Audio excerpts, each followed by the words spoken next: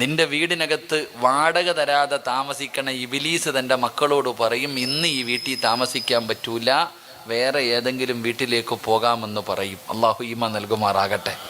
പോനെ ഇറക്കി വിടണോ? ഇറക്കി വിടണോ? ഉറക്കപ്പറ വേണോ? ഇൻഷാ അല്ലാഹ് ചെയ്യുവോ? വീട്ടിൽ കയറിയിരിക്കുന്ന ശൈത്താനെ പിന്നെ ഇറക്കാം. നമ്മുടെ ശരീരത്ത് കൂടിയിരിക്കുന്ന ശൈത്താനെ ആദ്യം ഇറക്കണ്ടേ? വീട്ടിലൊക്കെ പിന്നെ നമ്മുടെ ശരീരത്ത് ഓൻ കൂടിയിരിക്കുകയല്ലേ. റമളാൻ മാസം വരുമ്പോൾ എല്ലാ ശൈത്താന്മാരെയും മലക്കുകൾ പിടിച്ചു കെട്ടൂലേ? കെട്ടുവോ? സർവ്വ ശൈത്താന്മാരെയും ചങ്ങലയിലിടുന്ന ഹദീസ്.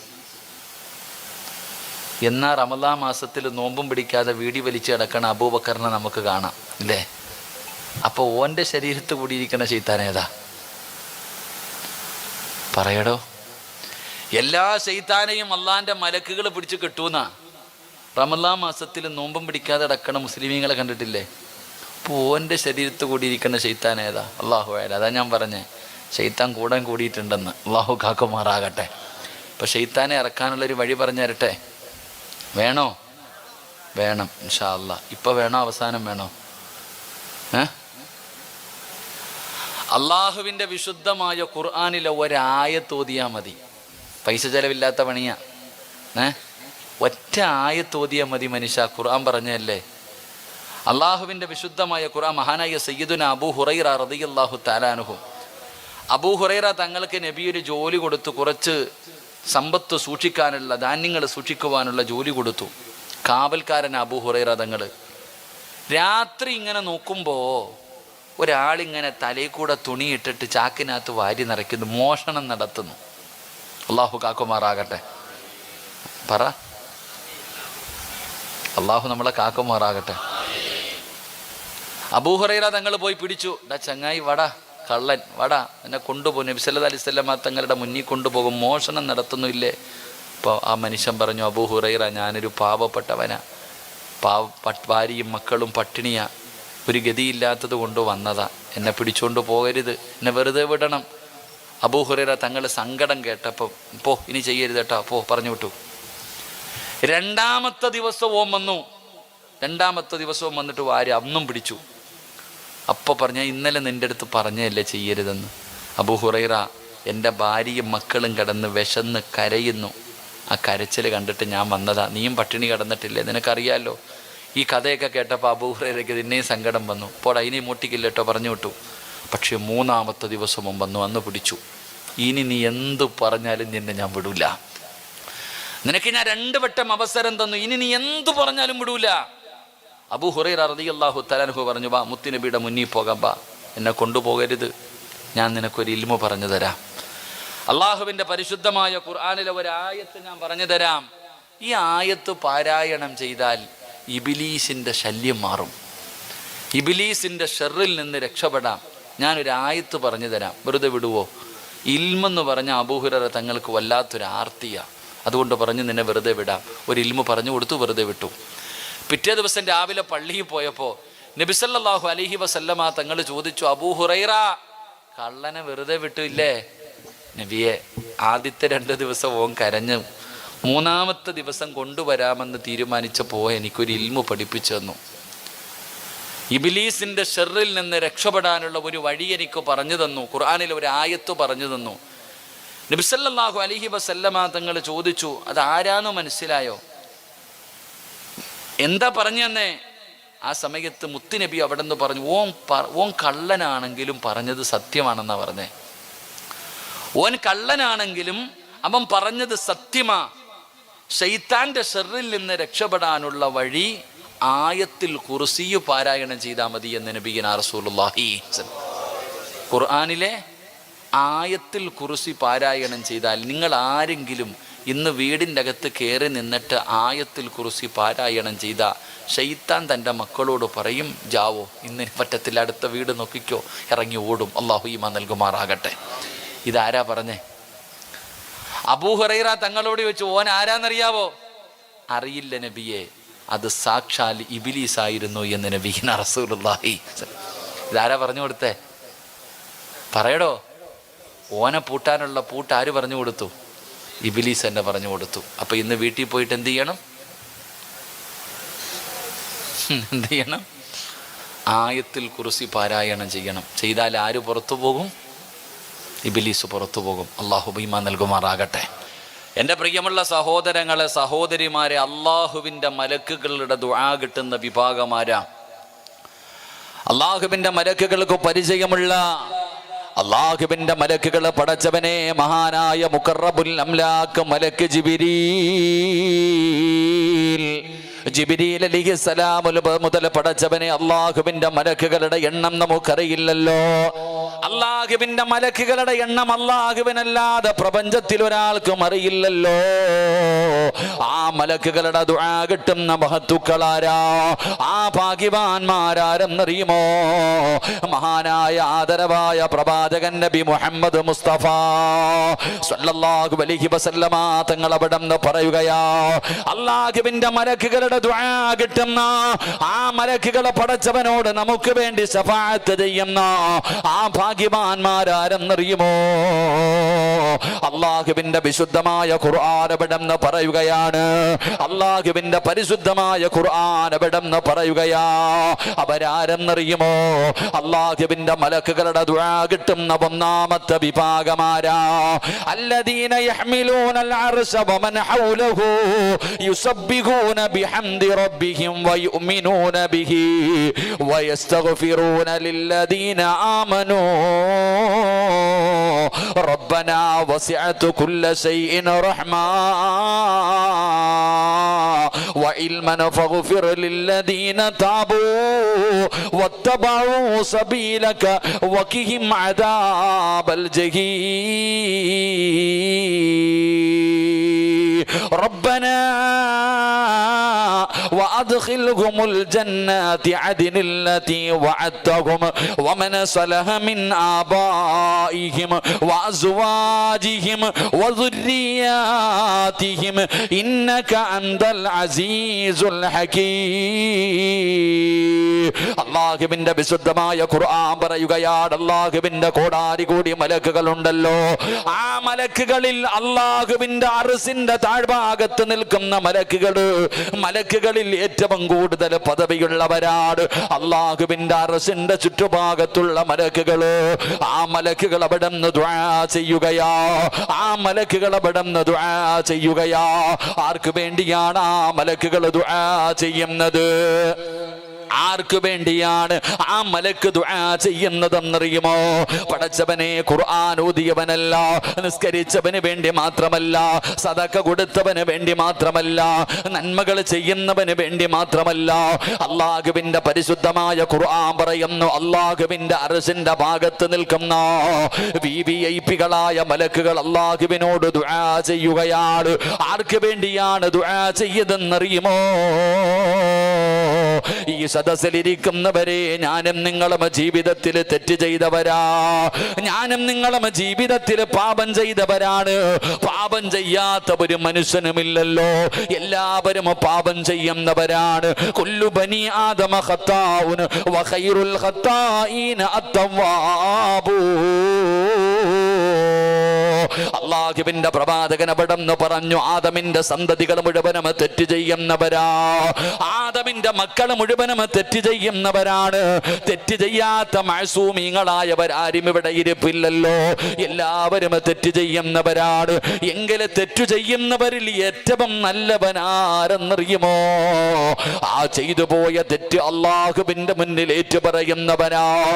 എന്റെ പ്രിയപ്പെട്ടവരെ, പരിശുദ്ധമായ ശഅബാനിന്റെ രാത്രിയിലാണല്ലോ അള്ളാഹുവേ ജീവിതത്തിൽ ചെയ്തു പോയ പാപങ്ങൾ മുഴുവനും പടച്ച റബ്ബിന്റെ മുന്നിൽ ഏറ്റുപറഞ്ഞാൽ, പടച്ച റബ്ബേ, ഞാൻ എന്റെ ജീവിതത്തിൽ തെറ്റുവന്നു പോയി തമ്പുരാനെ എന്ന് പറഞ്ഞുകൊണ്ട് നിന്റെ ജീവിതത്തിൽ ചെയ്ത ഒരു പാപം നീ അള്ളാഹുവിനോട് ഏറ്റുപറഞ്ഞാൽ, അള്ളാഹുവിന്റെ അർശിന്റെ ഭാഗത്ത് നിൽക്കുന്ന മലക്കുകൾ പറയുകയാ, അള്ളാഹുവേ,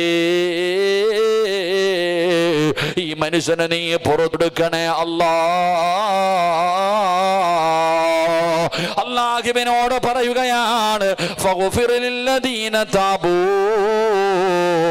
വത്തബഉ സബീലക വഖിഹിം അദാബൽ ജഹീം. ഈ ദുആ ചെയ്യുകയാണ്.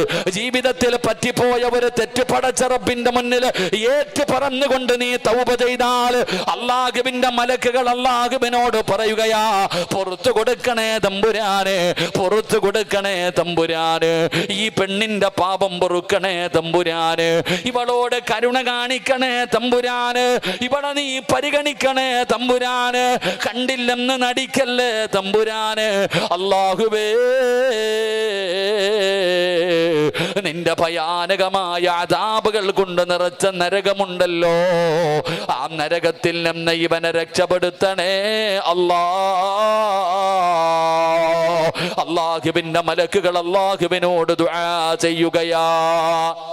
അല്ലാഹുവിന്റെ മലക്കുകൾ അല്ലാഹുവിനോട് ദുആ ചെയ്യുകയാണ്. പടച്ചവനെ, ഇവന്റെ പാപം പൊറുക്കണം തമ്പുരാന്, ഇവനോട് കരുണ കാണിക്കണം തമ്പുരാന്, അവന് തെറ്റ് പറ്റിപ്പോയി റബ്ബ്, അറിയാതെ ചെയ്തു പോയതാണ് റബ്ബ്, നീ പുറത്തു കൊടുക്കണമല്ലോ, നരകത്തിൽ നിന്ന് രക്ഷപ്പെടുത്തണമല്ലോ, നിന്റെ നരകം ഇവനെ കൊണ്ട് താങ്ങാൻ പറ്റില്ല അല്ലോ, ആ ഭയാനകമായ നരകത്തിൽ നിന്ന് രക്ഷപ്പെടുത്തണേ അല്ലോ. എന്നിട്ട് മലക്കുകൾ പറയുകയാ, റബ്ബനാ വഅദ്ഖിൽഹുമുൽ ജന്നതി അദ്നില്ലതി. അല്ലാഹുവിനോട് പറയുന്നു, അല്ലാ, നിന്റെ അനുഗ്രഹങ്ങൾ കൊണ്ട് നിറച്ച സ്വർഗമുണ്ടല്ലോ, പാലരുവികളും തേനരുവികളും ഒഴുകുന്ന പടച്ച റബ്ബിന്റെ സ്വർഗമുണ്ടല്ലോ, ആ സ്വർഗം ഈ പെണ്ണിന് കൊടുക്കണേ അല്ലോ. ജീവിതത്തിൽ പറ്റിപ്പോയ ഒരു തെറ്റ് പടച്ച റബ്ബിന്റെ മുന്നിൽ കരഞ്ഞുകൊണ്ട് ആത്മാർത്ഥമായി ഇഖ്ലാസോടുകൂടി തൗബ ചെയ്യുന്ന പെങ്ങള്, നിനക്ക് വേണ്ടി അല്ലാഹുവിന്റെ മലക്കുകൾ ദുആ ചെയ്യുകയാണ്. നിന്റെ പാപം പൊറുക്കാൻ, നിന്നോട് കരുണ കാണിക്കാൻ, നിന്നെ നരകത്തിൽ നിന്ന് രക്ഷപ്പെടുത്താൻ, നിനക്ക് സ്വർഗം തരുന്നതിന് വേണ്ടി അല്ലാഹുവിന്റെ അർശിന്റെ ഭാഗത്ത് നിൽക്കുന്ന മലക്കുകൾ ദുആ ചെയ്യുകയാ. എന്നിട്ടവർ അല്ലാഹുവിനോട് പറയുകയാ, എന്നിട്ടവർ അല്ലാഹുവിനോട് പറയുകയാ, വമന സ്വലഹ മിൻ ആബാഇഹിം. അല്ലാഹുവേ, ഈ പെണ്ണിനു മാത്രം സ്വർഗം കൊടുത്താ പോരാ അല്ലാ, ഈ തൗബ ചെയ്യുന്ന പെണ്ണിന് മാത്രം സ്വർഗം കൊടുത്താ പോരാ, ഇവൾക്ക് ജന്മം കൊടുത്ത ഒരു പിതാവുണ്ടല്ലോ, ഇവൾക്ക് വേണ്ടി ജീവിച്ച ഒരു വാപ്പയുണ്ട് റബ്ബേ. 9.5 മാസക്കാലം ഗർഭം ചുമന്ന് മരണവേദനയുടെ വേദനയും നന്ദ് പ്രസവിച്ച, അതാ ഇവൾക്ക് പാല് കൊടുത്ത് ഇവളെ പൊന്നുപോലെ വളർത്തിയ ഒരു ഉമ്മയുണ്ടല്ലോ. അല്ലാഹുവേ, പടച്ചവനെ, പള്ളി കെട്ടി കൊടുക്കുന്നവന് കിട്ടുന്ന പ്രതിഫലമല്ല, എന്റെ പ്രിയപ്പെട്ടവരെ, ജീവിതത്തിൽ ചെയ്തു പോയ ഒരു പാപം അല്ലാഹുവിന്റെ മുന്നിൽ ആത്മാർത്ഥമായി ഇഖ്ലാസോടുകൂടി തൗബയുടെ നീയത്തുകൾ വെച്ചുകൊണ്ട് തൗബയുടെ ഷർത്തുകൾ കരുതിയിട്ടവിടുന്ന് ദുആ ചെയ്താൽ നിനക്ക് സ്വർഗം കിട്ടാൻ, നിനക്ക് സ്വർഗം കിട്ടാൻ. പടച്ചവനെ, നിന്റെ ഉപ്പയ്ക്കും നിന്റെ ഉമ്മയ്ക്കും സ്വർഗം കൊടുക്കാൻ അല്ലാഹുവോട് പറയുകയാ, ഇവളുടെ ഉപ്പയ്ക്കും നീ സ്വർഗം കൊടുക്കണം തമ്പുരാന്, ഇവളുടെ ഉമ്മയ്ക്കും നീ സ്വർഗം കൊടുക്കണം തമ്പുരാന്. എന്നിട്ട് ആ മലക്കുകൾ പറയുകയാണ്, വമന സ്വലഹ മിൻ ആബാഇഹിം വഅസ്വാജിഹിം. അല്ലാഹ്, കള്ള് കുടിച്ചത് പടച്ച റബ്ബിന്റെ മുന്നിൽ ഏറ്റു പറയുന്ന ചെറുപ്പക്കാരാ, വ്യഭിചരിച്ചത് പറയുന്ന ചെറുപ്പക്കാരാ, അല്ലാഹുവിനെ മറന്ന് നടന്നത് പറയുന്ന ചെറുപ്പക്കാരാ, അല്ലാഹുവിന്റെ മലക്കുകൾ പറയുന്നു, ഇവന് സ്വർഗം കൊടുക്കണം തമ്പുരാന്, ഇവന്റെ വാപ്പയ്ക്കും ഉമ്മയ്ക്കും സ്വർഗം കൊടുക്കണം തമ്പുരാന്, ഇവന് മഹർ കൊടുത്ത് വിവാഹം കഴിച്ച ഒരു ഭാര്യയുണ്ട് റബ്ബേ, ഇവന്റെ ദുഃഖത്തിലും ഇവന്റെ സന്തോഷത്തിലും കൂടെ നിൽക്കുന്നവളാ. അതുകൊണ്ട് വമന സ്വലഹ മിൻ ആബാഇഹിം വഅസ്വാജിഹിം, ഇവന്റെ ഭാര്യയ്ക്കും സ്വർഗം കൊടുക്കണം തമ്പുരാന്, ഇവളുടെ ഭർത്താവിനും സ്വർഗം കൊടുക്കണം തമ്പുരാന്. എന്നിട്ടും മലക്കുകൾ അല്ലാഹുവോട് പറയുകയാ, വമന സ്വലഹ മിൻ ആബാഇഹിം വഅസ്വാജിഹിം വദുരിയാതിഹിം. പടച്ചവനെ, ഇവന്റെ മക്കളുണ്ടല്ലോ, ഇവന്റെ മക്കൾക്കും നീ സ്വർഗം കൊടുക്കണേ അല്ലാഹ്. ഈ സദസ്സിൽ ഒരുമിച്ച് കൂടിയവരോട് പറയുകയാണ്, നിന്റെ ജീവിതത്തിൽ നീ ചെയ്ത ഒരു പാപം അല്ലാഹുവിന്റെ മുന്നിൽ ഏറ്റുപറഞ്ഞാൽ നീ രക്ഷപ്പെടുകയാണ്, നിന്റെ ബാപ്പ രക്ഷപ്പെടുകയാണ്, നിന്റെ ഉമ്മ രക്ഷപ്പെടുകയാണ്, നിന്റെ ഭാര്യ രക്ഷപ്പെടുകയാണ്, നിന്റെ മക്കള് രക്ഷപ്പെടുകയാണ്, കുടുംബസമേതം അല്ലാഹുവിന്റെ സ്വർഗ്ഗത്തിലേക്ക് കടത്തിവിടാ മലക്കുകൾ അല്ലാഹുവിനോട് ദുആ ചെയ്യുമെന്ന് അല്ലാഹുവിന്റെ വിശുദ്ധ ഖുർആൻ. അള്ളാന്റെ പരിശുദ്ധമായ ഖുർആൻ പറയുന്നു, ജീവിതത്തിൽ ചെയ്തു പോയ ഒരു പാപം അല്ലാഹുവിന്റെ മുന്നിൽ ഏറ്റുപറഞ്ഞാൽ നീ രക്ഷപ്പെടും, നിന്റെ മാതാപിതാക്കൾ രക്ഷപ്പെടും, നിന്റെ ഭാര്യ സന്താനങ്ങൾ രക്ഷപ്പെടും.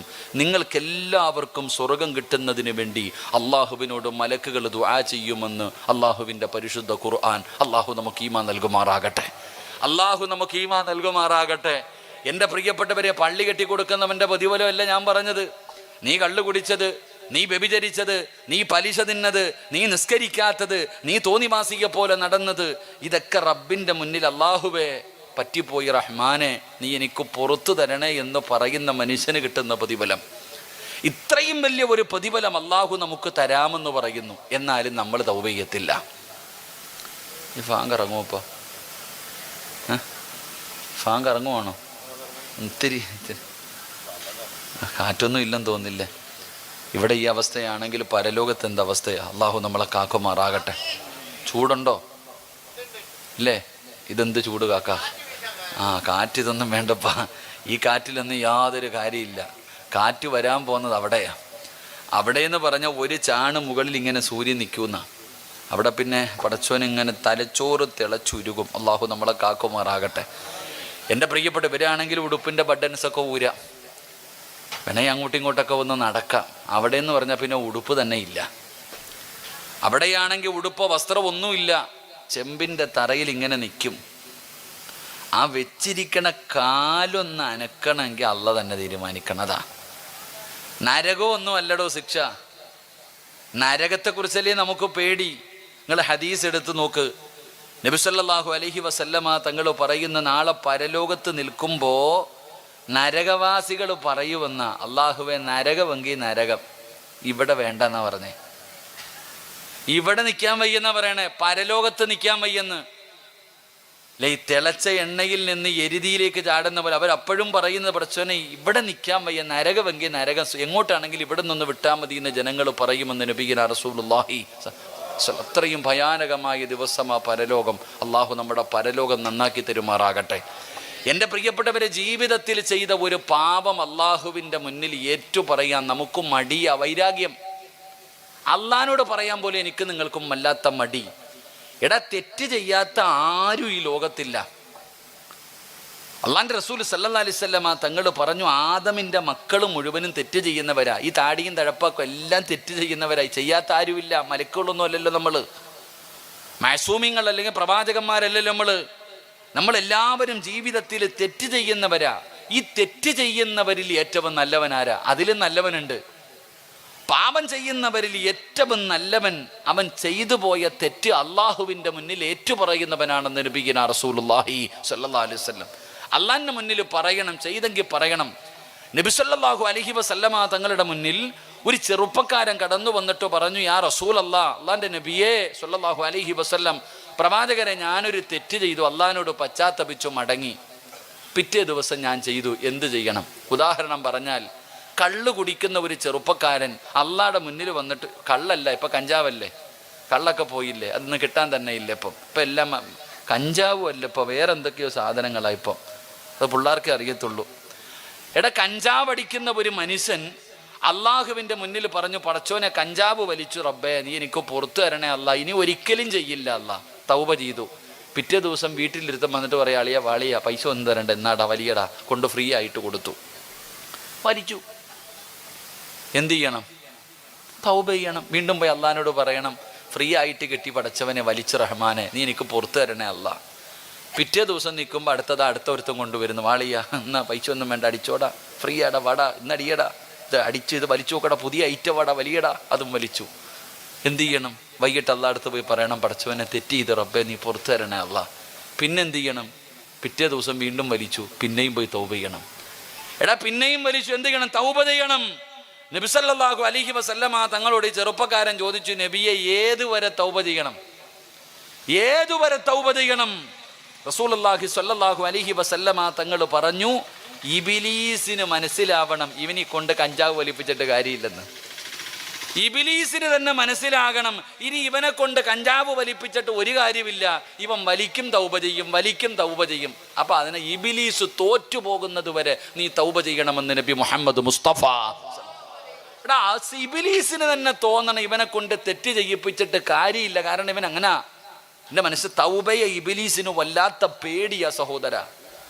തൗബ ചെയ്യുന്നത് ഇബിലീസിന് വല്ലാത്ത പേടിയാ.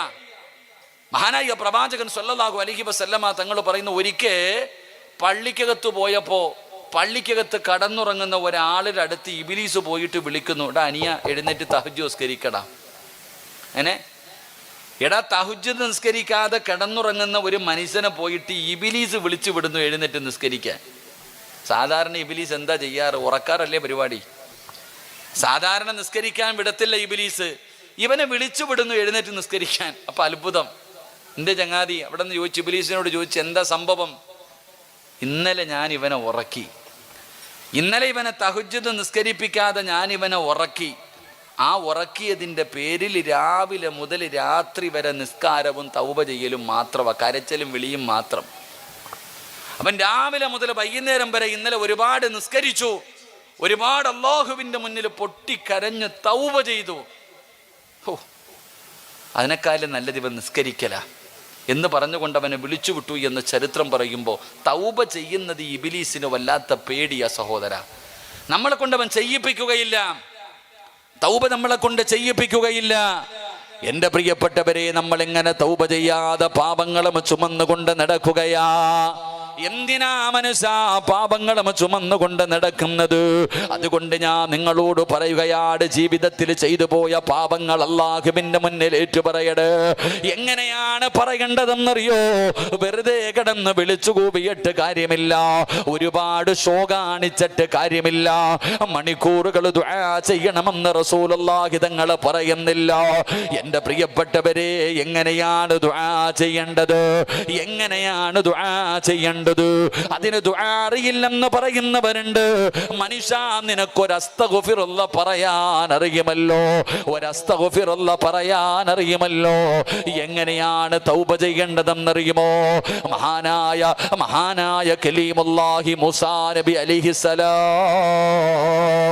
അല്ലാഹുവിന്റെ പ്രവാചകനായ മൂസാ നബി അലൈഹിസ്സലാമിന്റെ മുന്നിലേക്ക് ജനങ്ങൾ കടന്നു വരികയാ. മൂസാ നബിയുടെ മുന്നിലേക്ക് ജനങ്ങൾ കടന്നു വന്നു. മൂസ നബിയേ,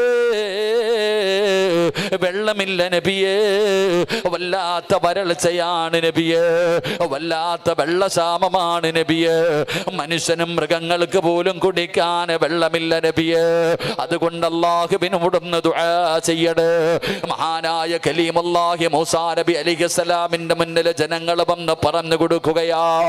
മൂസാ നബി അവിടെ നിന്ന് പറഞ്ഞു, എല്ലാവരും ഒരു ദിവസം ഒരു സ്ഥലത്ത് ഒരുമിച്ച് കൂടാൻ, എല്ലാവരും ഒരു സ്ഥലത്ത് ഒരുമിച്ച് കൂടാൻ. അങ്ങനെ പറഞ്ഞ ദിവസം ജനങ്ങൾ മുഴുവനും മൂസാ നബി അലൈഹിസ്സലാം പറഞ്ഞ സ്ഥലത്ത് ഇങ്ങനെ ഒരുമിച്ച് കൂടുകയാണ്. കലീമുല്ലാഹി മൂസാ നബി അലൈഹിസ്സലാം അതാ പടച്ചറപ്പിന്റെ ദർബാറിലേക്ക് ഇരു കരങ്ങൾ ഉയർത്തിയിട്ട് അവിടെ നിന്ന് ദുആ ചെയ്യുന്നു. അല്ലാഹ്, വെള്ളമില്ലാതെ വല്ലാതെ പ്രയാസത്തിലാണല്ലോ, നീ ഞങ്ങൾക്ക് മഴ തരണേ അല്ലാ, സഹായിക്കണേ അല്ലാ.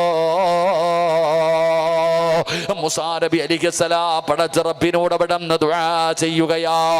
അപ്പോഴാണ് ആകാശത്ത് നിന്ന് അവിടെ നിന്ന് വഹി കടന്നു വരുന്ന മൂസ നബിയേ, അല്ലാഹു ദുആ സ്വീകരിക്കില്ല നബിയേ, അല്ലാഹു മഴ തരില്ല നബിയേ. കാരണമെന്തേ ജിബ്രീല്, കാരണമെന്തേ ജിബ്രീല്? അവിടെ നിന്ന് പറഞ്ഞു കൊടുക്കുന്ന മൂസാ നബി അലൈഹിസ്സലാമിനോട് പറഞ്ഞു കൊടുക്കുകയാ, അങ്ങയുടെ മുന്നിലിരിക്കുന്ന ജനങ്ങളുണ്ടല്ലോ, അങ്ങയുടെ മുന്നിലിരിക്കുന്ന ജനങ്ങളുണ്ടല്ലോ, ആ ജനങ്ങളുടെ നടുവില് 40 വർഷക്കാലമായിട്ട് അല്ലാഹുവിനെ മറന്ന് നടക്കുന്ന ധിക്കാരിയായ ഒരു മനുഷ്യനുണ്ട്. അവൻ 40 കൊല്ലമായിട്ട് അല്ലാഹുവിനെ മറന്ന് നടക്കുന്നവനാ. അല്ലാഹുവിനോട് നന്ദികേട് കാണിക്കുന്നവനാ. അവൻ എഴുന്നേറ്റ് പോകാതെ മഴ പെയ്യൂല, അവൻ എഴുന്നേറ്റ് പോകാതെ മഴ പെയ്യൂല. പടച്ചവനെ, മൂസാ നബി അലൈഹിസ്സലാം അവിടുന്ന് ചിന്തിക്കുന്നു, അല്ലാ ആരാ അല്ലാ, ആരാ അല്ലാ. 70,000-ഓളം വരുന്ന ജനങ്ങൾ ഇങ്ങനെ മുന്നിലിരിക്കുകയാ. ചരിത്രം പറയുകയാണ്, 70,000-ഓളം വരുന്ന ജനസാഗരം ഇങ്ങനെ മുന്നിലിരിക്കുകയാണ്. മൂസാ നബി അവിടെ നിന്ന് വിളിച്ചു പറഞ്ഞു, ജനങ്ങളെ, 40 കൊല്ലമായിട്ട് അല്ലാഹുവിനെ മറന്നു നടക്കുന്ന ഒരു ധിക്കാരിയായ മനുഷ്യനിവിടെ ഇരിപ്പുണ്ട്. അവൻ എഴുന്നേറ്റ് പോകാതെ മഴ പെയ്യൂല, അവൻ എഴുന്നേറ്റ് പോകാതെ മഴ പെയ്യൂല. ആരായാലും എഴുന്നേറ്റ് പോകണേ. മൂസാ നബി അലൈഹിസ്സലാം അവിടെ നിന്ന് വിളിച്ചു പറയുമ്പോ ജനങ്ങൾ പരസ്പരം നോക്കുന്നു, ആരാ അല്ലാ. അല്ലാഹുവിനെ മറന്നു നടക്കുന്ന ഈ മോശക്കാരനായ മനുഷ്യരാരാ, ആരാട് എഴുന്നേക്കുന്നതെന്ന് ജനങ്ങൾ മുഴുവനും പരസ്പരം ഇങ്ങനെ നോക്കുമ്പോ 40 കൊല്ലമായി പടച്ച റബ്ബിനെ മറന്നു നടക്കുന്ന മനുഷ്യനാ മജ്‌ലിസിൽ ഇരിപ്പുണ്ട്. അവന് ചിന്തിക്കുന്നു, അല്ലാഹുവേ, ഇത് എന്നെ കുറിച്ചാണല്ലോ പറയുന്നത്, ഇത് എന്നെ കുറിച്ചാണല്ലോ പറയുന്നത്. ഞാനിവിടെ നിന്ന് എഴുന്നേറ്റ് പോയാൽ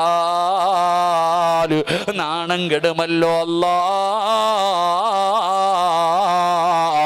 എല്ലാവരും എന്നെ അറിയുമല്ലോ അല്ലാ. എഴുന്നേറ്റ് പോകാതെ ഇരുന്നാൽ മഴ റബ്ബ് തരില്ലല്ലോ അല്ലാ. എന്നെ കുറിച്ചാണല്ലോ അല്ലാഹുവേ മൂസാ നബി പറയുന്നത്. ഞാൻ അത്രയും വലിയ പാപിയാണോ, ഞാൻ അത്രയും വലിയ മോശക്കാരനാണോ? ആ മനുഷ്യൻ അവിടെ നിന്ന് ചിന്തിക്കുകയാണ്. ആ 70,000-ഓളം വരുന്ന ജനങ്ങളുടെ നടുവില് ആ മനുഷ്യൻ തന്റെ മുഖമങ്ങ് താഴ്ത്തി വെക്കുകയാണ്. തന്റെ കാൽമുട്ടിന്റെ മുകളിലേക്ക് ആ മുഖമങ്ങ് താഴ്ത്തി വെച്ചിട്ട് ആ മനുഷ്യൻ അല്ലാഹുവോട് പറയുന്നു, അല്ലാ, ചെയ്തു പോയത് മുഴുവനും പാപമാണല്ലാ, നന്ദികേടാണല്ലാ. എങ്ങനെയാണ് തൗബ ചെയ്യേണ്ടതെന്ന് പോലും എനിക്കറിയില്ല അല്ലാ. അല്ലാഹുവേ, ചെയ്തത് മുഴുവനും തെറ്റാണ് റബ്ബേ, ഇനി ഒരിക്കലും ചെയ്യില്ല അല്ലാ.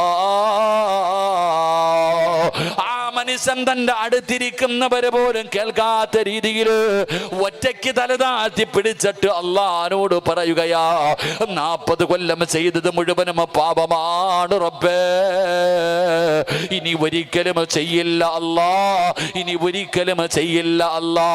ഇനി നിന്നെ അനുസരിച്ച് ജീവിക്കും പടച്ചവര്, ഈ നിമിഷം വരെയുള്ളത് മുഴുവനും നീ എനിക്ക് പുറത്തു തരണം തമ്പുരാനെ. എന്നിട്ട് ആ മനുഷ്യൻ പറയുന്നു, നാഥാ, എന്റെ തൗബ സ്വീകരിച്ചാൽ മഴ തരണേ അല്ലാ, മഴ തരണേ അല്ലാ. ആ മനുഷ്യൻ അവിടെ നിന്ന് ദുആ ചെയ്യുകയാണ്.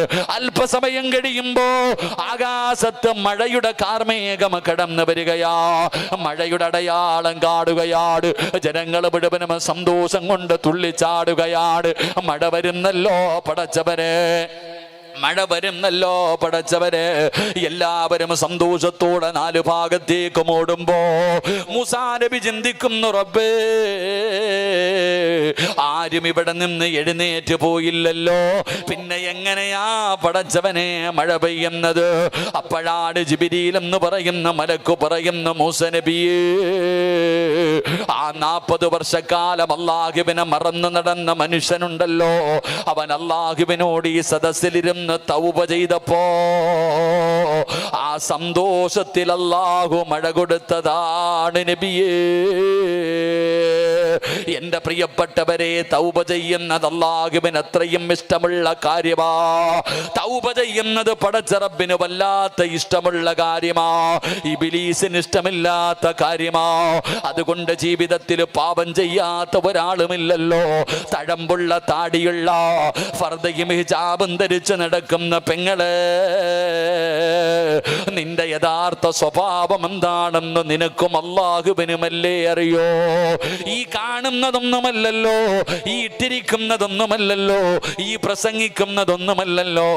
എൻ്റെ യഥാർത്ഥ സ്വഭാവം എന്താണെന്ന് എനിക്കും അല്ലാഹുവിനുമല്ലേ അറിയോ. അതുകൊണ്ട് എൻ്റെ പ്രിയപ്പെട്ടവരോട് പറയുന്നു, പാപം ചുമക്കല്ല്, പാപം ചുമന്നുകൊണ്ട് നടക്കല്ല്. ചെയ്തു പോയ പാപമല്ലാ കിടന്നുറങ്ങുന്നതിന് മുമ്പ് പടച്ച റബ്ബിന്റെ മുന്നിൽ ഏറ്റുപറഞ്ഞ് തൗബ ചെയ്തിട്ട് വേണം കിടക്കാൻ. ഒരസ്തഗ്ഫിറുള്ള എങ്കിലും പറയടേ, ഒരസ്തഗ്ഫിറുള്ള എങ്കിലും പറയടേ. അല്ലാതെ നിങ്ങൾ കിടക്കല്ല്. എൻ്റെ പ്രിയപ്പെട്ടവരെ, തൗബ ചെയ്താ കിട്ടുന്ന പ്രതിഫലം എന്തെന്നറിയുമോ? ഇന്ന് ഈ മജ്‌ലിസിലിരുന്ന് കൊണ്ട് അവസാനം അല്ലാഹുവിന്റെ മുന്നിൽ ചെയ്തു പോയ പാപങ്ങൾ മുഴുവനും പടച്ച റബ്ബിന്റെ മുന്നിൽ ഏറ്റുപറയുകയാ, അല്ലാഹുവിന്റെ മുന്നിൽ തൗബ ചെയ്യുകയാണ്. ജീവിതത്തിൽ ചെയ്തത് ഓരോന്നും ഓരോന്നും എണ്ണി എണ്ണി പറയുകയാ. പാപങ്ങൾ ഓരോ നെണ്ണി നീ കരയേണ്ടതാ. വിജനസ്ഥലം മതി നേറ്റവും പറ്റുന്നതാ. നീ ചെയ്ത തെറ്റിൻ്റെ ആഴമോർത്തിട്ടുണ്ടടാ നടി, നിറയട്ട മണ്ണാൽ നിന്റെ മുഴുവൻ തലമുടി. ഇത് കണ്ട് റബ്ബിന് അലിവ് തോന്നണോ? പടിവാതിലൊഴിയാ ദെവിടെയും നീ കരയണേ. ഓരോന്നും ഓരോന്നും അല്ലാഹുവിന്റെ മുന്നിൽ എണ്ണി എണ്ണി പറയട്. ഏതു പാപമാണെങ്കിലും പടച്ചവനോട് പറയണം, ചെയ്തു പോയി തമ്പുരാന്, പുറത്തു തരണം തമ്പുരാന്, അംഗീകരിക്കുന്ന തമ്പുരാന്. ഓരോന്നും ഓരോന്നും അല്ലാഹുവിന്റെ മുന്നിൽ എണ്ണി എണ്ണി പറയണം. വെറുതെ പറഞ്ഞാ പോരാ, വെറുതെ പറഞ്ഞാ പോരാ. പൊറുക്കന്റെ പാപം സയ്യിദി വെറുക്കാതെ, പൊറുക്കുന്നവനാരുണ്ട് നീ അല്ലാതെ. ഇഹലോക ആർഭാടങ്ങൾ എന്നെ വലച്ചതാ, നഫ്സെന്നെ ഉന്തി തള്ളിവിട്ടു ചതിച്ചതാ. അല്ലാതെ ധിക്കരിച്ചല്ല റബ്ബേ നിന്നെ, അതുകൊണ്ട് ആട്ടരുതിലാഹേ എന്നെ. അല്ലാഹുവിനോട് പറയണം, ഈ പ്രപഞ്ചത്തിൽ നിന്നെക്കാളും ആരുമില്ല. ഈ ലോകത്ത് പാപം പൊറുക്കുന്നവനെ പോലെ നിന്നെക്കാളും ഒരാളും ഈ ലോകത്തില്ല തമ്പുരാന്. അല്ലാഹുവേ, പറ്റിപ്പോയതാ അല്ലാ, നഫ്സ് ചതിച്ചതാ അല്ലാ, ദുനിയാവ് പഴപ്പിച്ചതാ അല്ലാ, ഇബ്ലീസ് വഞ്ചിച്ചതാ അല്ലാ. അല്ലാതെ ധിക്കാരത്തോടുകൂടി ചെയ്തതല്ല. എന്ത് ചെയ്താലും അല്ലാ നീ കാണുന്നുണ്ടെന്ന് എനിക്കറിയാമല്ല. എന്നിട്ടും ഞാൻ ചെയ്തത് നീ കണ്ടാൽ എനിക്കൊരു ചുക്കുമില്ലെന്ന് പറഞ്ഞിട്ടല്ല. അല്ലാ നീ കാണുന്നെന്ന് എനിക്കറിയാ. എന്നിട്ട് ഞാൻ കള്ളു കുടിച്ചു, എന്നിട്ട് ഞാൻ വ്യഭിചരിച്ചു, എന്നിട്ട് ഞാൻ പലിശ കച്ചവടം നടത്തി, എന്നിട്ട് നിസ്കരിക്കാതെ നടന്നു. അല്ലാ ഇതൊക്കെ ധിക്കാരം കൊണ്ട് ചെയ്തതല്ല റബ്ബേ, പറ്റിപ്പോയതാ അല്ലാ. റബ്ബിനോട് ഏറ്റുപറഞ്ഞിട്ട് ഇവിടന്ന് പിരിയുകയാ. ഇന്നിവിടന്ന് ദുആ കഴിഞ്ഞ് പിരിയുകയാണ്. പടച്ചവനെ, നാളെ രാവിലെ പള്ളിയിൽ നിന്ന് വിളിച്ചു പറയുകയാ, ഇന്നാ ലില്ലാഹി വ ഇന്നാ ഇലൈഹി റാജിഊൻ. നീ മരിച്ചുപോയെന്ന് പറയുന്ന വാർത്തയാണ് നാളെ രാവിലെ എല്ലാവരും കേൾക്കുന്നത്. റബ്ബേ, ഇവിടെന്ന് തൗബ ചെയ്തിട്ട് പോകുന്നവന്റെ പ്രതിഫലം പറയാ. ഇന്നിവിടെന്ന് തെറ്റ് ചെയ്തു പോയത് അല്ലാഹുവിന്റെ മുന്നിലേറ്റ് പറഞ്ഞിട്ട് വീട്ടിലേക്ക് പോകുന്ന നിന്റെ പ്രതിഫലമാ പറയുന്നത്. നാളെ രാവിലെ പള്ളിയിൽ നിന്ന് വിളിച്ചു പറഞ്ഞു. കുടുംബക്കാര് മുഴുവനും വീട്ടിലേക്ക് കടന്നു വന്നു. ടാർപ്പ വലിച്ചു കെട്ടി കസേരയെടുത്തിട്ടു. അവസാനം ചൂടുവെള്ളം തയ്യാറായി. വീടിന്റെ പരിസരത്ത് കൊണ്ടുപോയി നിന്നെ മലർത്തിക്കിടത്തിയിട്ട് അവിടെ നിന്ന് കുളിപ്പിക്കുകയാ. അവസാനം നിന്റെ മയ്യത്ത് കുളിപ്പിച്ചു, ഒളുവെടുപ്പിച്ചു, ശരീരം നല്ലതുപോലെ തുടച്ചു, എന്നിട്ട് വെള്ള തുണിയിൽ പൊതിഞ്ഞു. അതാ വിരിച്ചിട്ടിരിക്കുന്ന 3 കഷ്ടം വെള്ള തുണിയുടെ മുകളിൽ കൊണ്ടുവന്ന് നിന്നെ മലർത്തിക്കിടത്തുകയാ. കുഞ്ഞുങ്ങളെ എടുത്തു കൊണ്ടുവരുന്നത് പോലെ സമാധാനത്തോടെ എടുത്തുകൊണ്ടുവന്ന് ആ കഫൻ തുണിയുടെ മുകളിൽ കിടത്തി ജനങ്ങൾ 2 ഭാഗത്തും ഇരിക്കുകയാണ്. പള്ളിയിൽ നിന്ന് ഉസ്താദ് വന്നു, മുഅദ്ദിൻ വന്നു. കൊണ്ടുപോകാനുള്ള വാഹനം കറകത്തൂർ ഈ നാട്ടിൽ നിന്ന് പള്ളിയിൽ നിന്ന് കൊണ്ടുവന്നു. മയ്യത്ത് കട്ടിൽ വീടിന്റെ മുമ്പിലേക്ക് കൊണ്ടുവന്നു. ആ സമയത്താണ് നിന്റെ കുടുംബക്കാര് കുറച്ചു പഞ്ഞിയെടുക്കുകയാ. കുറച്ചു പഞ്ഞിയെടുത്ത് സുഗന്ധം തേച്ചു. മൂക്കിന്റെ ദ്വാരമാ പഞ്ഞി കൊണ്ടടയ്ക്കുന്നേ, കാണേണ്ടവർ കണ്ടോ ഇതാ പൊതിയുന്നേ. മയ്യത്തുകട്ടിൽ തോളിലേക്കുയരുന്നേ, പുരയ്ക്കുള്ളിലപ്പോൾ രോദനം ഉയരുന്നേ. അരുമക്കിടാങ്ങൾ വാപ്പയെ വിളിക്കുന്നേ, അതിനുത്തരം നൽകാതെ നീ കിടക്കുന്നേ. പഞ്ഞിയെടുത്ത് മൂക്കിന്റെ ദ്വാരത്തിൽ വെക്കുകയാണ്.